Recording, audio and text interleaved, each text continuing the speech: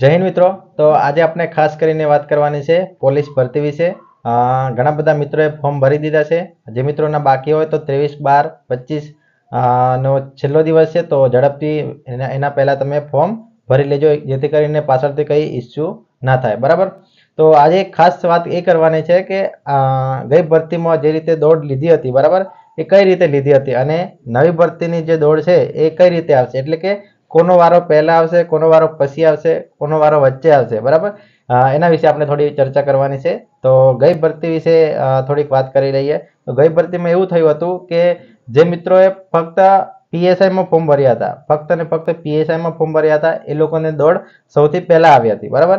એના પછી પીએસઆઈ અને કોન્સ્ટેબલ બંનેમાં ફોર્મ ભર્યા હોય, પીએસઆઈ અને કોન્સ્ટેબલમાં બંનેમાં ફોર્મ ભર્યા હોય, એ પછી એના પછીના સમયમાં વારો આવ્યો હતો. એટલે કે પહેલા ફક્ત પીએસઆઈ વાળાનો વારો આવ્યો, એ પૂર્ણ થયા પછી પીએસઆઈ અને કોન્સ્ટેબલ બંનેમાં હોય એવા લોકોનો દોડમાં વારો આવ્યો, અને પછી છેલ્લે ફક્ત કોન્સ્ટેબલમાં એટલે કે લોકરક્ષકમાં જેને ફોર્મ ભર્યા હોય ફક્ત લોકરક્ષકમાં એનો છેલ્લે વારો આવ્યો. બરાબર. તો એ રીતે ગઈ ભરતીની શારીરિક કસોટી લીધી હતી, એટલે કે એ રીતે બોલાવવામાં આવ્યા હતા. બરાબર. તો હવે પણ નેક્સ્ટ ભરતીમાં પણ એવું જ છે, લાગે છે કે એ જ રીતે બોલાવશે.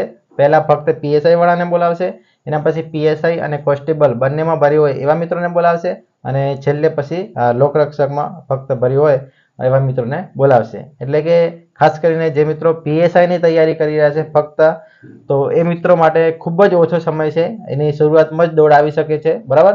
એટલે કે 15 તારીખથી રનિંગ ચાલુ થવાની છે.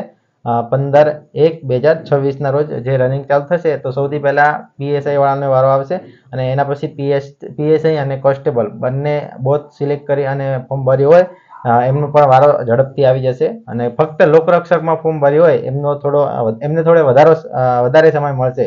એટલે પીએસઆઈ વાળા ખાસ કરીને વધારે ચેતી જવાની જરૂર છે, કારણ કે એમનો વારો સૌથી પહેલા આવી શકે છે. એટલે એમનો સમય બહુ ઓછો મળશે. એક મહિનાથી ઉપર 10 દિવસનો કદાચ અમુકને સમય મળી શકે. બરાબર. 1 મહિનો અથવા 5 દિવસનો વધારે સમય મળી શકે.